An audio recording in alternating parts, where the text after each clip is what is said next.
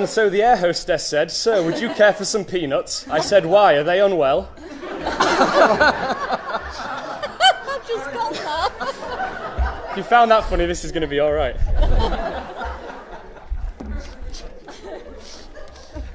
So for those of you that don't know me, my name's Jonathan. I'm Chris's slightly less well-groomed younger brother, and I'm also his best man. Now, it was probably about 2 years ago when Chris first asked me if I would be his best man, to which my first reaction was kind of a, sound. But then I got to thinking about the kind of thing that is involved, you know, the stag weekend and giving this speech. Then my second reaction was less, and more,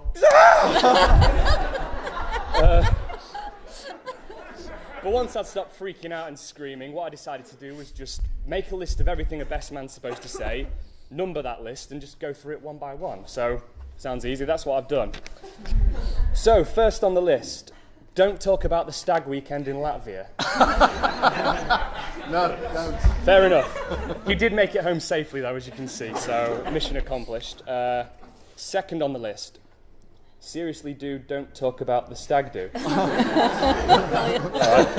Let's move on to 3, shall we? Third of all, thank everybody. Now, I know Chris has already done this very well, but I did want to reiterate, to see so many people that you love in one room for a reason as awesome as this really is amazing. So I thank you all for coming once again. Woo!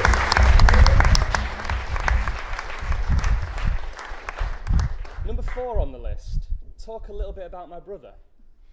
So, a few fun facts about Chris Bonner. One of those is that he's probably the most annoying person on the face of the planet. But he's also a very fast runner, which means catching him and to kick his head in is pretty difficult. He's got quite a tendency to listen to bands that you like and make fun of them, only to listen to them himself and enjoy them a week later. He's done that a few times. Oh, fun fact here, he once went 3 years without smiling. Just ask my mum and dad. That's true. But aside from that, we always have been very close and good friends, and he is the kind of guy that always puts family before anything, and I think that is an awesome quality to have in a brother and a man. So I thank you for that, mate.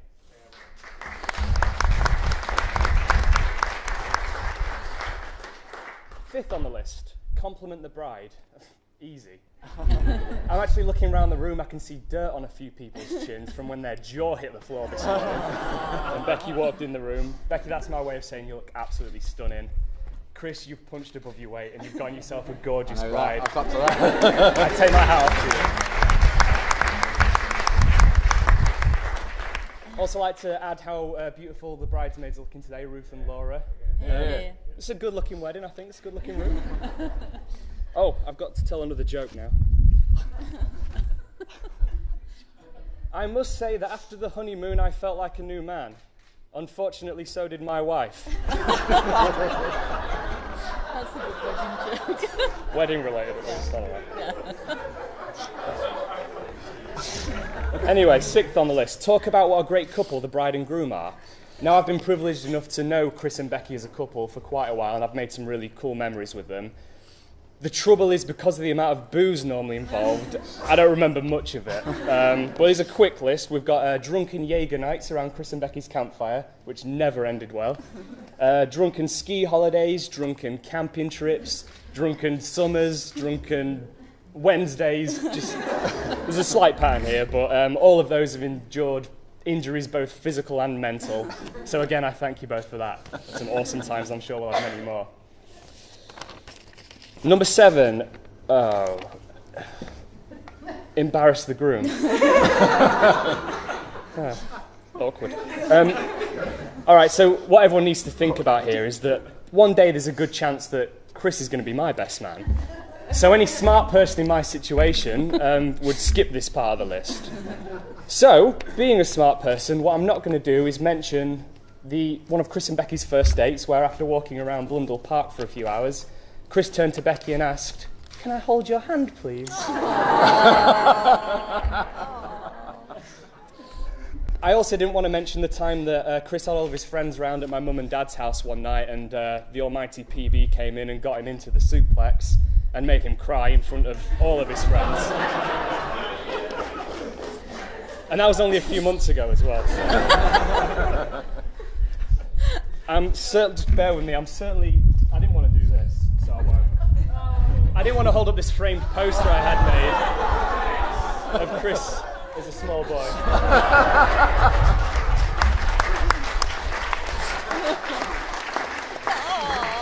I would like to add that this is the censored version. I contemplated an uncensored version, but getting a poster made of a naked toddler is So you got lucky there. But this will be on show. We'll auction it off later. But I didn't want to embarrass you, so I didn't want to do any of that. But there is one story that I did want to tell, and it's one that I was actually present for. So it means a lot to me. And there is a point to the story, which I will go into after I've told it. But what I wanted to do was tell it in a kind of dramatic way that would do it justice, at least in my eyes. So what I did was, I wrote a little poem. Oh. Yeah, bear with me. So, ladies and gentlemen, I present to you something I now call the Night of the Cluster Bomb.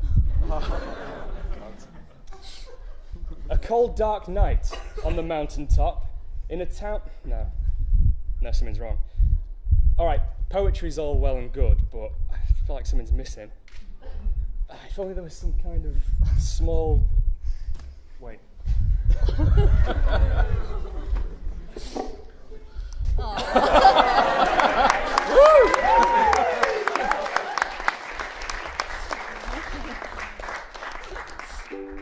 It's a tune.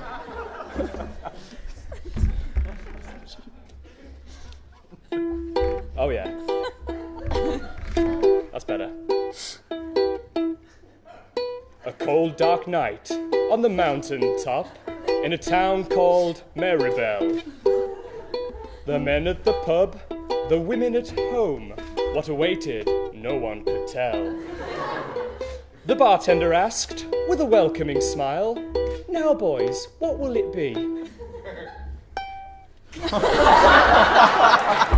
Looking around with curious eyes, a sign one of us did see. Cluster bombs, vodka, Red Bull, Jägermeister, and tequila.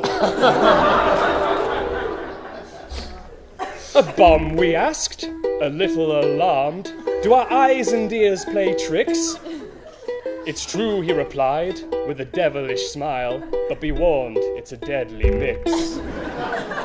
Nonsense, we cried, for here we are men, and no deadly drink do we fear. So he poured the drinks, and we pulled the pin, raising our glasses with a cheer. But if we'd have only known, maybe we would have just gone home. Chris, drinking may seem cool, but Becky's got to be up for ski school.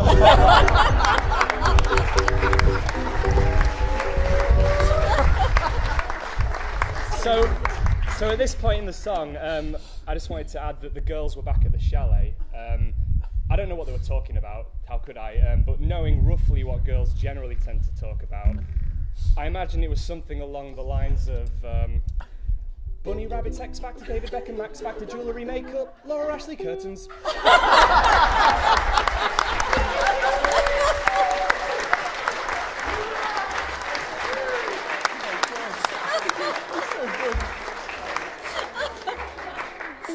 Anyway, I digress.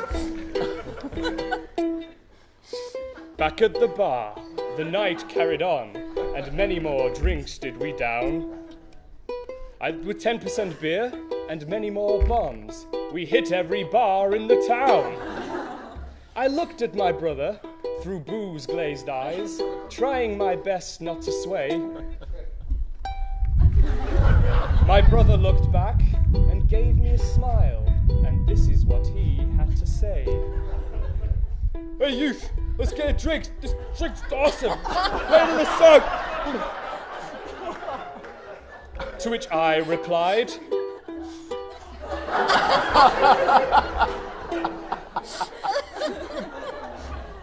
Later that night, my brother had gone, leaving just a few of us alone.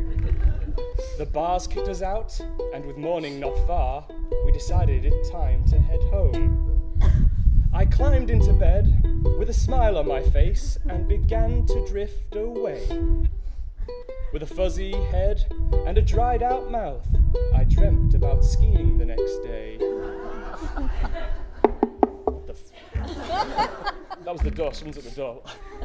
It's probably Chris, whatever. Becky, what? You alright? What's wrong? He's been sick on me.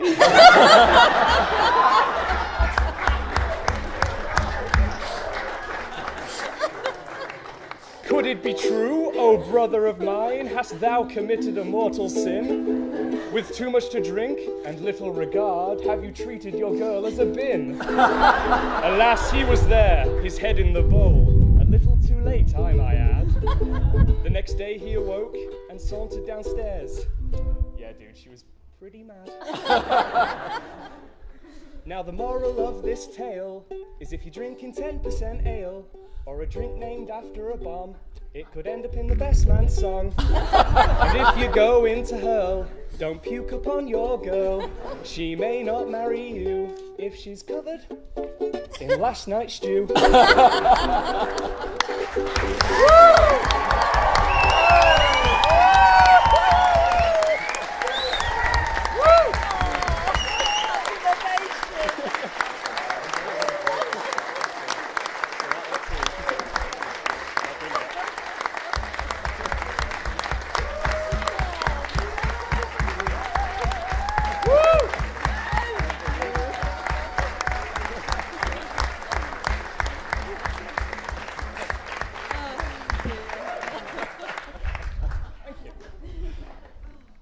So, like I said, there was a reason I did want to tell that story and do so in such a dramatic way. Besides showing what a disgusting freak my brother is, this guy here got drunk one night and threw up on the girl to his right. He didn't just throw up next to her, he threw up on her. Yet one night, merely weeks later, he got down on one knee and he asked her to be his wife. And she said yes. Which means either one of two things. Number one, Becky is insane. Or two, there's a kind of love here that most people could only dream of. Chris, right from being a small cub, I've always been so overwhelmingly proud to be able to call you my brother. And that's never been more true than today, mate. I really am chuffed for you and I wish you a lifetime of happiness. And Becky, we've tried to warn you. You know the kind of guy you've just married, you know the family you've just joined, but you didn't listen. So as of today, you poor thing, you are legally a Bonner.